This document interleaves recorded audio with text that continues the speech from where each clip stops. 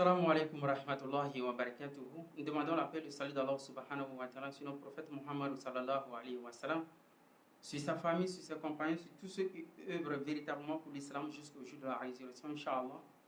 Et bonsoir à tous, j'espère que vous allez tous bien et qu'Allah subhanahu wa ta'ala vous récompense par rapport à ce petit laps de temps que je vais essayer de vous soutirer juste pour essayer de grignoter encore sur la théorie du 4 octobre que j'avais fait sur le podium des élèves d'Abdul Malik, que d'ailleurs je fais Assalamu alaikum wa rahmatullahi wa barakatuhu, Inch'Allah.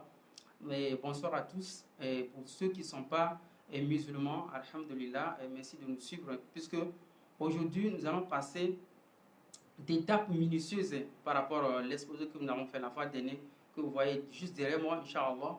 Nous allons passer à l'étape minutieuse. 5 lives, d'où la première live sera à l'honneur des pasteurs et des chrétiens, c'est-à-dire des responsables, Inch'Allah, des responsables chrétiens qui pensent qu'il y a un verset coranique qui stipule une sorte d'allégation qui exclut Ismaïl alayhi salatu wassalam à la course dans sa descendance. Donc, suite à la fois dernière, j'aimerais rappeler aussi que beaucoup ont été non seulement imbibés dans la démonstration. Il y a eu aussi des commentaires qui nous ont demandé d'entrer au fond dans ce que nous avons essayé de démontrer. Donc, la raison pour laquelle nous allons passer maintenant à l'étape minutieuse. Les 5 lives seront à votre honneur, Inch'Allah, pour détailler ensemble, Inch'Allah. Et donc, alhamdulillah, il y a, je ne sais pas comment le dire, mais ce n'est pas un groupe chrétien, mais c'est-à-dire quelques responsables chrétiens ou bien des savants chrétiens. La plupart, vous allez voir, il y a un verset coranique qui en quelque sorte, qui jette un peu l'ambiguïté sur Ismaïl ou Isaac par rapport à la descendance prophétique. Donc, souvent, il nous cite la sourate 29, verset 27, que je vais lire très bientôt, Inch'Allah. Dans la sourate 29, verset 27, il est dit, Allah subhanahu wa ta'ala dit, Bismillahirrahmanirrahim, nous lui donnâmes Isaac et Jacob et plaçâmes dans sa descendance la prophétie et le livre. Nous lui accordâmes sa récompense ici-bas, tandis que dans l'au-delà, il sera parmi les gens de bien. Donc déjà, par ce verset, les pasteurs et quelques responsables chrétiens, ils pensent que la descendance prophétique n'a été suscitée seulement que de la descendance d'Isaac, alayhi salatu wassalam. Donc c'est ce que nous allons remarquer tout de suite, Inch'Allah. Si tel est le cas, c'est que Muhammad sallallahu alayhi wa sallam n'est pas un vrai prophète parce qu'il descend d'Ismaïl, alayhi salatu wassalam. Donc du coup, la descendance prophétique est celle d'Ishaq alayhi salatu wassalam. Donc nous musulmans, nous sommes égarés et nous allons rentrer malheureusement en enfer. Donc c'est ce que nous allons remarquer. Est-ce que les musulmans iront en enfer, vrai ou faux? Inch'Allah. Nous allons d'abord commencer par la sourate 2, verset 129. Dans la sourate 2, verset 129, qu'est-ce que Ibrahim alayhi salatu wassalam, qu'est-ce qu'il dit? Ibrahim alayhi salatu wassalam, il dit, notre Seigneur, envoie l'un de leurs comme messager parmi eux pour leur réciter tes versets, leur enseigner le livre et la sagesse et les purifier, car c'est toi certes le puissant et le sage. Ici, c'est Ibrahim alayhi salatu wassalam qui fait un dua, c'est-à-dire une demande à son Créateur d'envoyer un messager vers les gens qui sont dans un endroit, que nous allons revenir parce que nous allons passer à l'étape minutieuse pour que tout le monde comprenne ce dont pourquoi nous essayons d'apporter tous ces versets-là pour entourer le gros du souci des pasteurs sur la sourate 29, verset 27.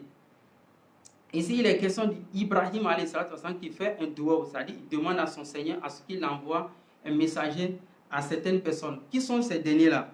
Nous allons, Inch'Allah, rentrer maintenant dans la sourate 62, verset 2.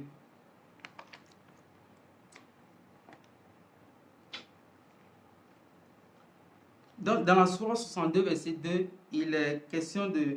Allah subhanahu wa ta'ala dit, c'est lui qui a envoyé à des gens sans livre, entre guillemets, les Arabes, un messager de leur qui leur récite ces versets, les purifie et leur enseigne le livre et la sagesse, bien qu'ils étaient auparavant dans un égarement évident.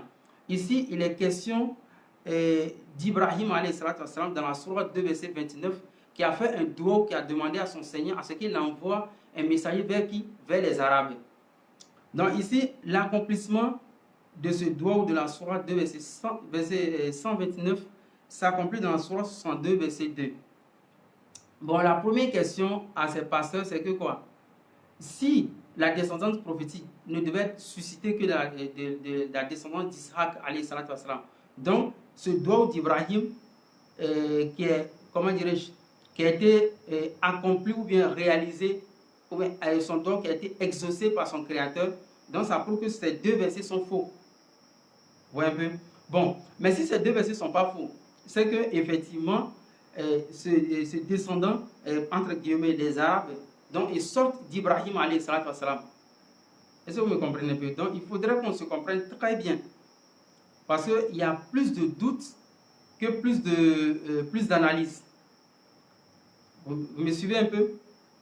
Si la descendance prophétique ne doit uniquement être de celle d'Isaac, c'est que ces deux versets, la sourate 2, verset 129 et la sourate 62, verset 2, ces deux versets sont faux dans le Coran.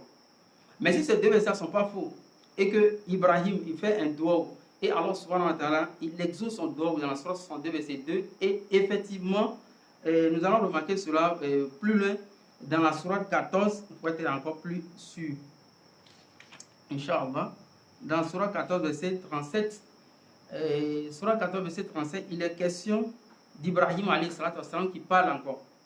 Il dit: oh notre Seigneur, j'ai établi une partie de ma descendance dans une vallée sans agriculture près de ta maison sacrée, entre guillemets la Kaaba. Oh notre Seigneur, afin qu'il accomplisse la salat, faites donc que se penchent vers eux les cœurs d'une partie des gens et nourris-les de fruits. Peut-être seront-ils reconnaissants. Donc ici, il est question d'Ibrahim alayhi salatu wassalam encore qui dit il dit à son Seigneur qu'il a laissé une partie de sa descendance. Où ça? Inda Baitik Muharram, près de ta maison sacrée. Bon, une partie de sa descendance qu'il a laissé près de la maison sacrée, c'est entre guillemets ici la Mecque, à côté de quoi? Le Kaaba. Parce que dans la Sourate 3, verset 96, Allah subhanahu wa ta'ala, il nous dit: Inna wala beti udi alinas la lezi bi bakata mubarakan huda lil alamin. Que la première maison édifiée pour les humains est celle de la Mecque. Vous voyez un peu? Donc, il est question d'Ibrahim alayhi salatu wassalam qui dit de lui-même, de sa propre bouche, qu'il a laissé une partie de sa descendance. Bah, il a deux descendances. Il y a descendance d'Isaac et la descendance d'Ismaïl alayhi salatu wassalam. Donc ici, il est question de la descendance d'Ismaïl alayhi salatu wassalam. Maintenant, Ibrahim lui-même, il atteste qu'il y a sa descendance auprès de la maison sacrée, la Kaaba, dans le pays de la Mecque. Bon, si tel est le cas, mais c'est que cette descendance, d'où il a fait le doigt dans la sourate 2, verset 129, et le doigt a été exaucé dans la sourate 62, verset 2. Si tel est le cas, c'est que Ismaïl alayhi salatu wassalam aussi, sa descendance aussi, c'est une descendance prophétique, comme Israël aussi, une descendance prophétique. Donc du coup, toute l'allégation de ces pasteurs qui pensent que Dieu n'a suscité uniquement que de la descendance d'Israël la prophétie et le livre, elle est fausse. Vous voyez un peu? Si elle n'est pas fausse, c'est que c'est le Coran qui est faux. Voilà, donc il ne faut pas comprendre le Coran par un verset, par deux versets. Il faut comprendre le tout du Coran et en faire une théorie. Donc c'est un peu ça, la première partie. Et encore plus pire, je vais vous amener encore plus pire dans la sourate 2, verset 128. Qu'est-ce que Ismaïl et puis son papa, Ibrahim alayhi salam, qu'est-ce qu'ils disent? Notre Seigneur, fais de nous tes soumis, c'est-à-dire fais de nous des musulmans.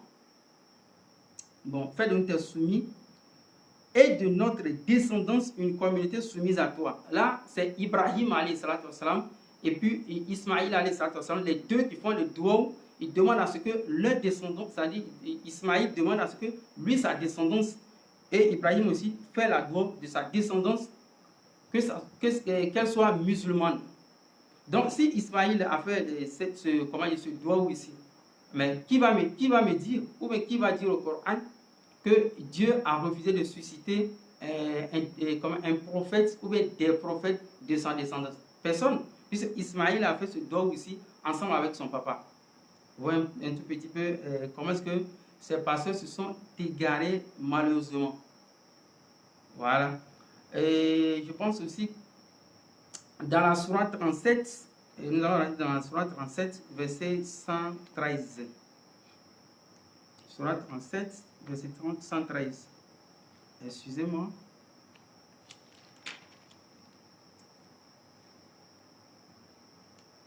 Voilà, dans la sourate 37, verset 113, il est question, Allah subhanahu wa ta'ala, qu'est-ce qu'il dit? Il dit, et nous le bénîmes, nous le Ismaïl bénîmes, ainsi que Ishaq.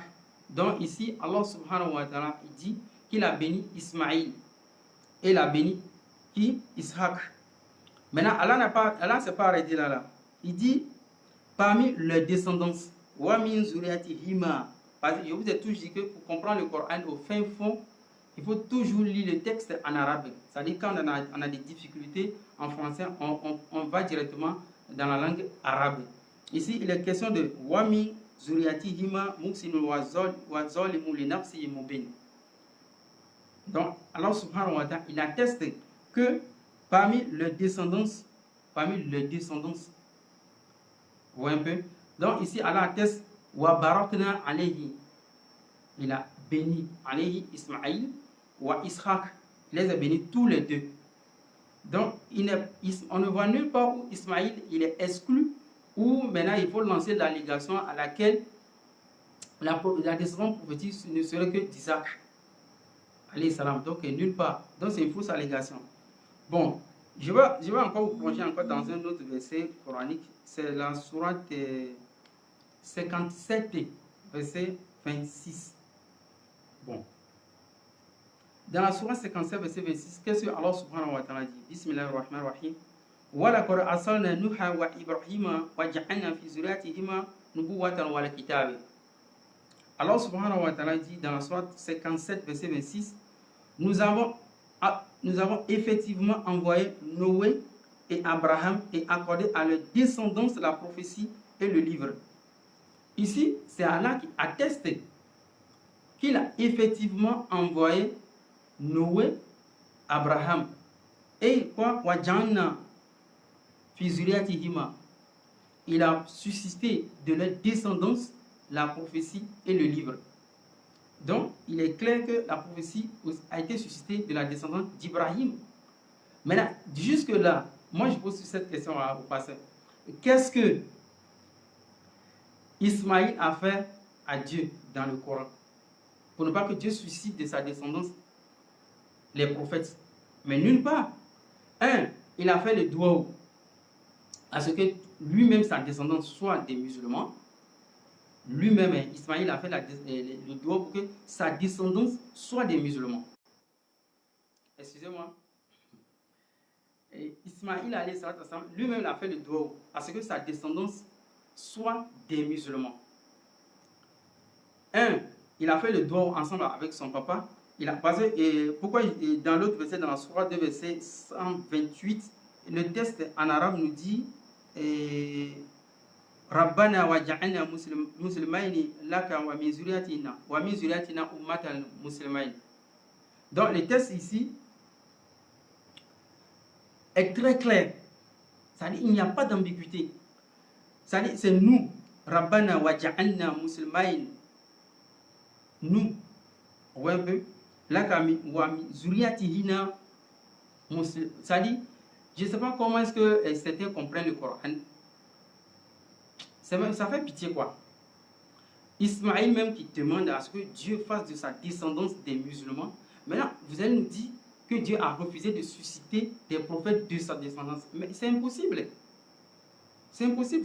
C'est très écœurant. C'est très écœurant. Ça fait mal ces gens d'allégation.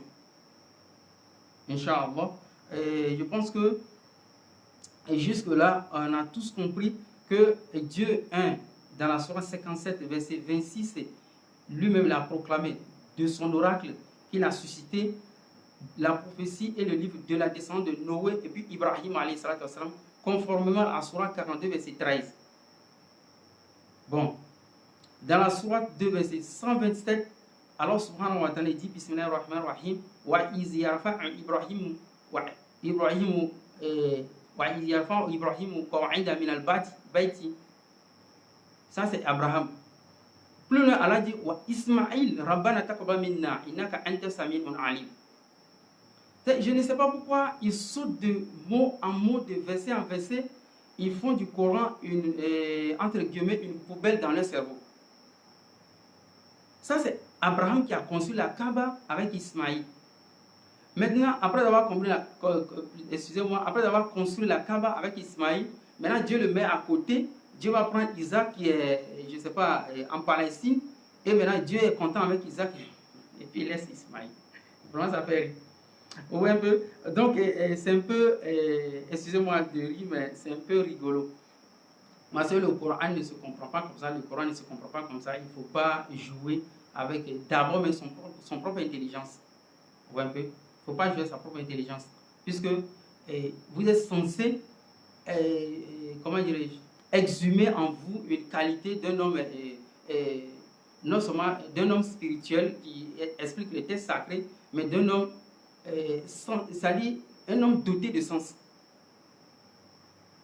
Je ne sais pas, parce que ça m'a tellement fait mal. Quand on m'a envoyé ce verset, ça m'a tellement fait mal. Donc, raison pour laquelle j'ai voulu faire ce direct et puis demander.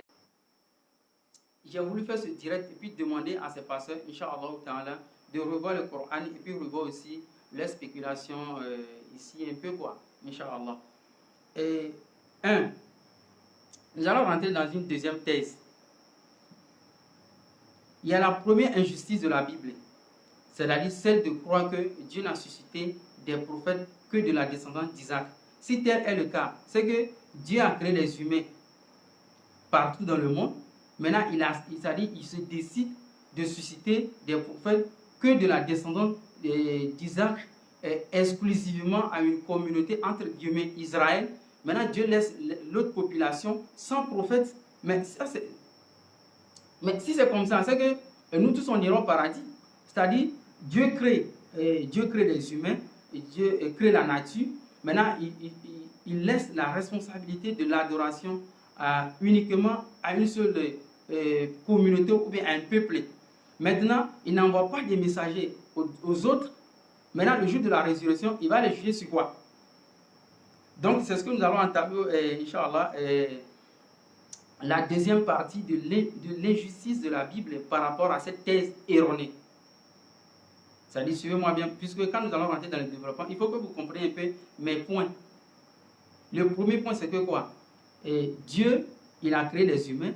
Maintenant, il se donne, je ne sais pas comment, une exclusivité à une seule communauté, entre guillemets, la descendance d'Isaac.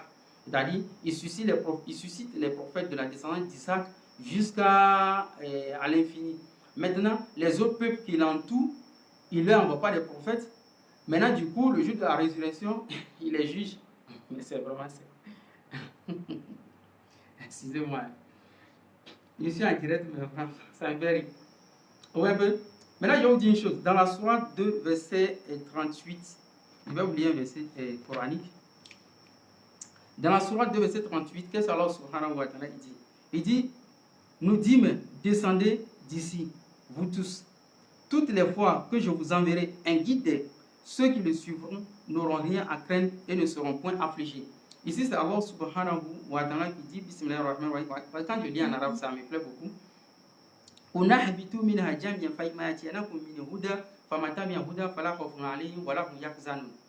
Quand, je vous explique, quand la scène s'est passée entre Satan et puis Adam, Dieu étant courroucé contre eux, qu'est-ce qu'il a dit? Il a dit, sortez du paradis. Maintenant, Dieu a dit à Adam qu'il va envoyer des prophètes à ses descendants. Donc, ces descendants qui suivront ces prophètes-là, eux, ils seront les heureux gagnants. Bon, si tel est le cas, Dieu a obligatoirement envoyé des messagers, des prophètes. Maintenant, selon la Bible, Dieu n'a pas envoyé des messagers, il n'a pas envoyé des prophètes, il n'a pas averti les prophètes, il n'a pas averti plutôt les peuples. Vous voyez un peu? C'est parce que la Bible, c'est un livre décousu qui n'a pas de sens. Parce que dans la Genèse, on ne trouve nulle part où Dieu a dit qu'il va envoyer des prophètes aux descendants d'Adam.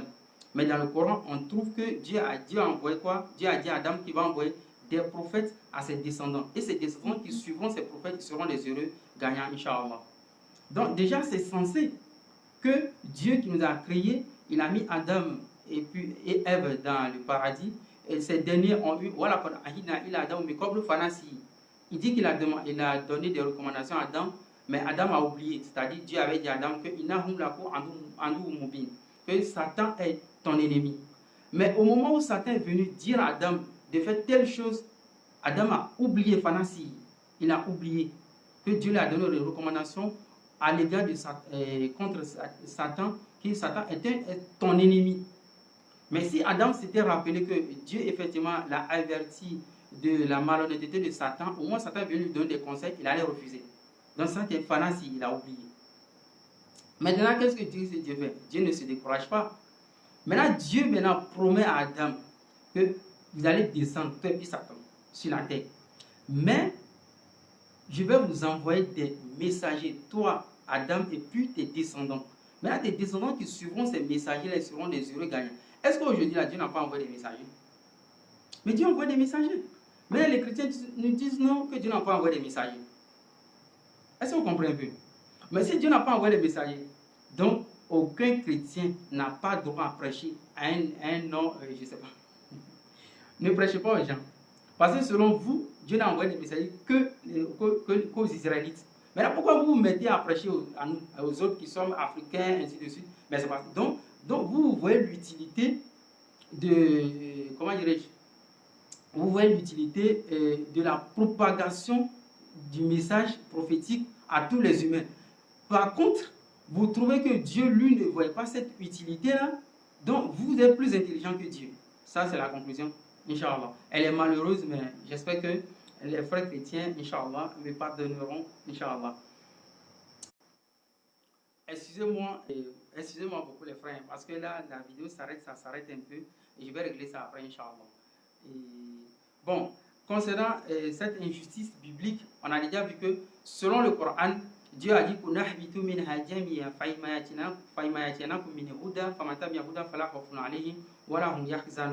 Dieu a promis de nous envoyer des messagers et juste pour nous avertir et nous avertir et nous annoncer le paradis, ainsi de suite, ainsi de suite.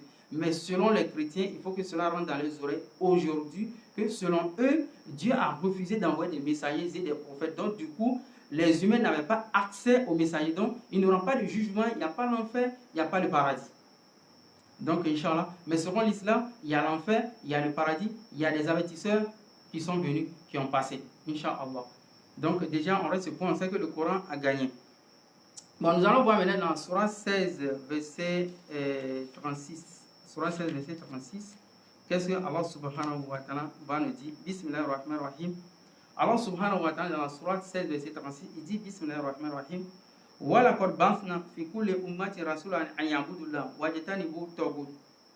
Allah subhanahu wa ta'ala dit dans la Surah 16, verset 36, nous avons envoyé dans chaque communauté un messager pour leur dire adorez Allah et écartez-vous du Taghut.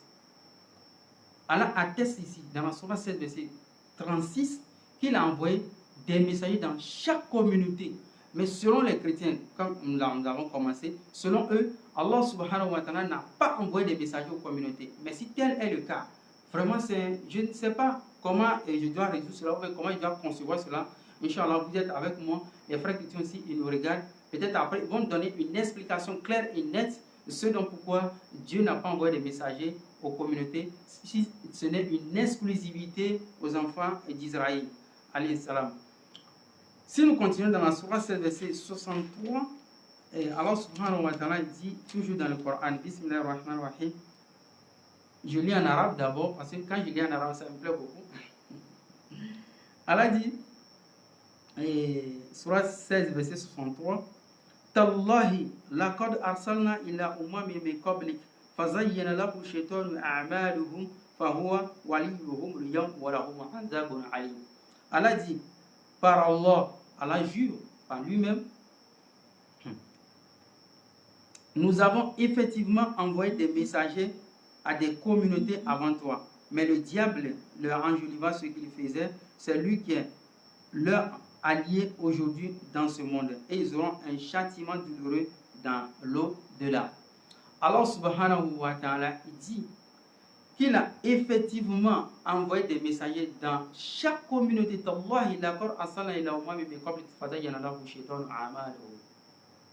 Allah subhanahu wa ta'ala, il atteste ici qu'il a envoyé des messagers à chaque communauté.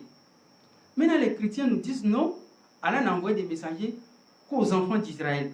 Mais c'est impossible. Je ne sais même pas comment est-ce que les frères chrétiens, ils analysent la science divine. Je ne sais même pas comment est-ce que nos frères chrétiens, ils analysent la grandeur, l'omniscience d'Allah et aussi la justice. Donc, il y a une communauté exclusive qui est exposée à des lois, à des recommandations, à une forme juridique ou entre guillemets ibada, c'est-à-dire l'adoration, et il y a une autre communauté qui reste là, indifférente, exclue. Non mais c'est impossible. On est tous devant la même loi, devant les mêmes droits. C'est toute une communauté, on le forme, comme Allah l'a dit dans l'autre verset, que avant la communauté n'était qu'une seule communauté. Par exemple, le temps de Noé, il n'y avait qu'une seule communauté. Il n'y avait pas de multiples communautés. Et à le temps d'Adam, il y avait seulement une seule communauté, parce que c'était la même descendance. Mais juste après, Inch'Allah. Parce qu'il y a beaucoup à dire sur le truc là, sincèrement. Bon là, j'ai voulu tout petit peu encore. Première erreur biblique. Nous allons prendre un verset de la Bible pour justifier ce manquement, cette lacune biblique. Dans la Bible, Amos 3, verset 7, qu'est-ce que la Bible nous dit? C'est-à-dire, tout ce que nous avons expliqué, la Bible maintenant se contredit elle-même. Vous allez voir, Inch'Allah. La Bible dit dans Amos 3, verset 7, « Ainsi, le Seigneur, l'Éternel, ne fait rien sans avoir révélé son secret à ses serviteurs, les prophètes. » Ici, la Bible nous confirme que le Dieu créateur, Allah subhanahu wa ta'ala, que nous appelons nous musulmans, qui ne fait rien sans avoir révélé ses secrets à ses serviteurs. C'est-à-dire, pour l'exégèse de ce verset dans sa forme contextuelle, on comprend directement que Dieu dit qu'il ne fait rien. C'est-à-dire, il ne fait rien, c'est-à-dire, entre guillemets, qu'il ne punit pas, ainsi de suite. Il ne fait rien à un homme sans l'avoir averti. Mais c'est réel, parce qu'il n'y a pas un seul humain, que ce soit un papa, que ce soit un professeur, ou que ce soit un dirigeant d'une communauté, mais quoi que ce soit, il avait dit toujours avant de passer à une action. C'est ce qui est pédagogique. Mais les chrétiens disent non, Dieu n'a pas averti certaines communautés. Le jour de la résurrection, il va les rassembler, il va leur dire non, pourquoi vous ne m'avez pas, comment dirais-je, vous ne m'avez pas adoré. Et puis ces derniers diront non, ces derniers vont dire quoi? Ils vont dire mais Dieu ne nous a pas envoyé des messages. Raison pour laquelle je vous plonge encore dans un autre verset coranique où Allah subhanahu wa ta'ala dit Rusula mubashiruna muzirina li alla yakuna linasi alla la hujja tan. Dans un autre verset, Allah subhanahu wa ta'ala dit il envoie des messagers annonciateurs comme avertisseurs pour ne pas que le jour de la résurrection des hommes aient des arguments contre lui. Entre guillemets, quel argument? C'est-à-dire, Dieu, mais tu veux nous juger. Tu nous as pas envoyé des messagers. Rusula mubashiruna muzirina li alla yakuna linasi alla la hujja. Alors, hujja veut dire argument. Pour ne pas que les hommes aient des arguments contre lui le jour de la résurrection, Inch'Allah. Vous voyez un peu, tout petit peu, comment est-ce que tout au long de notre Coran, dans sa théorie, de sa forme globale, il n'y a jamais une seule remarque, même une suspicion, même au bout de mon doigt, où Dieu aurait exclu un seul humain de ses avertissements, ni de son annonce qui est paradis et avertissement, et puis qui est l'enfer, Inch'Allah. C'est ce que nous avons remarqué encore dans la sourate 17, verset 15. Qu'est-ce que Allah subhanahu wa ta'ala dit? Ce verset, le dernier verset, et j'espère que vous êtes très nombreux à nous suivre, vous êtes suspendus à cette théorie. Première partie, réponse ou défi, en quelque sorte, un éclaircissement à ceux qui pensent que la sourate 29, verset 27 ne s'applique uniquement en exclusivité à Israq, alayhi salatu wassalam, disqualifiant Ismaïl, la course à l'apostolat, Inch'Allah. Dans la sourate 17, verset 15, Allah subhanahu wa ta'ala dit, c'est mon dernier verset que je vous donne pour prendre fin, ou peut-être, si il dit prends fait c'est trop, prends congé avec vous, Inch'Allah, pour les autres 4 lives à venir qui sont encore plus solides, plus constantes et encore plus provocatrices, Inch'Allah. Allah subhanahu wa ta'ala, il dit, Bismillahirrahmanirrahim, dans la sourate 17, verset 15, il dit, je lis d'abord en arabe, parce que j'aime trop lire en arabe, ça me plaît beaucoup. Man ihtada fa innama yahtadi li nafsi, wa man dalla fa innama yadillu alayha, wa la taziru waziratu wizra ukhra, wa ma kunna mu'adhibina hatta nab'atha rasula. Allah subhanahu wa ta'ala dit, chers frères chrétiens, il dit, quiconque prend le droit chemin ne le prend que pour lui-même, et quiconque s'égare ne s'égare qu'à son propre détriment, et nul ne portera le fardeau d'autrui. Et nous n'avons jamais puni un peuple avant de lui avoir envoyé un messager. Vous voyez un peu?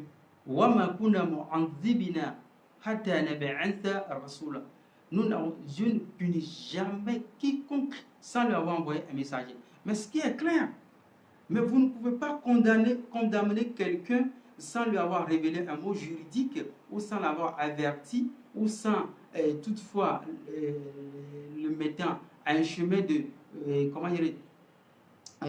d'autorisation puis d'interdiction. Et maintenant, vous devez vous mettre un jour à condamner ce dernier-là. Mais ce serait injuste. Donc ici, Allah subhanahu wa ta'ala, dans la sourate 17, verset 15, il dit « وَمَا كُنَا مُعَذِّبِينَ حَتَّى نَبْعَثَ رَسُولًا » Donc, qui ne punit jamais qui que ce soit sans lui avoir envoyé un messager, Inch'Allah. Donc, barakallahu fikum, pour tous ceux qui nous ont suivis, j'espère que cette première partie live vous a plu et Inch'Allah, partagez la vidéo pour que beaucoup de personnes soient conscients de leurs spéculations, soient conscients de leurs allégations, soient conscients de leurs valeurs d'abord, valeurs personnelles, parce qu'il ne faut pas non seulement jeter de l'opprobre sur ou bien exhumer sa haine sur quelqu'un d'autre, mais il faut plutôt bien vérifier la source ou le but chaque fois avant de détester ou bien avant de renoncer à quelque chose. Donc, Inch'Allah ta'ala, c'est un peu cela dans la sourate 17, verset 15. Elle est concordante avec Amos 3, verset 7 dans la Bible où il est dit que Allah subhanahu wa ta'ala ne fait jamais quoi que ce soit sans avoir envoyé un messager, sans avoir envoyé un messager à avertir son peuple. Donc, je vais faire un résumé global sur cette théorie. Et je pense que la fois dernière, nous avions été très rapide, d'ailleurs même fulgurant à présenter cette première partie. Et ça a été aussi très bref. Mais aujourd'hui, je pense que nous sommes entrés dans toutes sortes de versets coraniques avec des concordances, des émergences, et nous avons exhumé dans le Coran la partie justicière, toutefois de mots juridiques, alors subhanahu wa ta'ala, qui consiste à avertir un peuple avant de le punir. Mais contrairement à la théorie chrétienne qui pense que Allah subhanahu wa ta'ala n'a suscité des messagers que de la descendance d'Israël, cela d'ailleurs est contraire avec Lot qui a été envoyé chez Sodome et Gomorrhe, et puis Jonas qui a été envoyé au peuple de Ninive. Donc déjà avec ces deux pays qui ont eu, ces deux contrées qui ont eu des messagers, cela contredit la thèse à laquelle uniquement une exclusivité aux enfants d'Israël, Inch'Allah. En résumé, en gros, vous devez le savoir que Ibrahim, il a fait des doigts dans la sourate 2, verset 129. Son fils aussi a fait des doigts dans la sourate 2, 128. Et dans la sourate 57, verset 26, Allah subhanahu wa ta'ala approuve cela. Maintenant, l'accomplissement de ce doigt, voire même l'exaucement de ce doigt dans la sourate 62, verset 2, Allah subhanahu wa ta'ala a effectivement envoyé quel prophète aux Arabes plutôt, c'est le prophète Muhammad sallallahu alayhi wa sallam. Dans la sourate 33, je pense, verset 50, il est le dernier des prophètes envoyés à l'humanité tout entière, d'où la sourate 25, verset 1, dit Tabarakallah nazala furqana an abdihi liyakuna lil alamina nazira.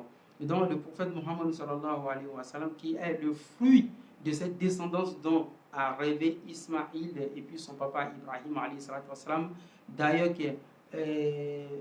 comment dirais-je, le prophète Mohammed sallallahu alayhi wa sallam, qui est l'accomplissement de ce doigt, Inch'Allah. Donc, barakallahu fikum. Je ne saurais pas vous donner la date exacte de notre deuxième live, mais je pense que ce live suffira amplement à tous les pasteurs, à tous ceux qui croient que la sourate 29, verset 27, qui stipule exclusivement Ishaq alayhi salatu wa salam, la pousse à la posade, d'où sa descendance serait une descendance prophétique, contrairement à celle d'Ismaïl alayhi salatu wa salam. J'ai pas envie de vous quitter, mais Inch'Allah, j'espère que vous aurez le rendez-vous.